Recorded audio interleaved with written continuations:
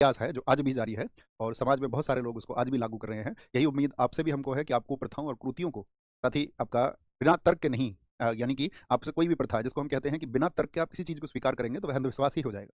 लेकिन यदि आप तार्किक रूप से किसी चीज़ को स्वीकार करेंगे तो उसकी सत्यता आपके सामने होगी। ठीक है? तो अंधविश्वास को दूर करने के लिए क्या-क्या प्रयास किए गए उन्हीं को हमको समझना है। तो उसमें एक सबसे बड़ा नाम आता है राजा राम मोहन राय। क्या उन्होंने किया ये हमको समझना है। एक बार थम्स अप कर दीजिए कि भैया हम धर्म, जाति इस सबसे परे सोचेंगे। इस सबसे परे सोचते हुए हम ये देखेंगे कि दुनिया में जो चीज़ें नैतिक हैं, चाहे किसी भी धर्म की हों, तो वो स्वीकार करने के योग्य हैं। दुनिया में जो अनैतिक चीज़ें हैं, जो चाहे किसी भी धर्म की हों, वो त्याज्य हैं, यानी कि त्यागने के योग्य हैं। अगर हमारा ये माइंड सेट हो जाता है कि क्या त्यागने के योग्य है और क्या ग्रहण करने के योग्य है, यानी कि जब हम नैतिक मूल्य और मानवीय मूल्यों के, यानी कि जितने भी हमारी एथिक्स है या ह्यूमन वैल्यूज़, जब हम उनकी तरफ बढ़ते हैं, तो साथ ही हमें फिर धर्म और जाति इस सबसे थोड़ा व्यापक स्तर पे सोचना पड़ता है। हम किसी अन्य धर्म को नीचा नहीं मान सकते या हम सिर्फ़ किन्हीं कारणों से अपने धर्म को श्रेष्ठ नहीं मान सकते।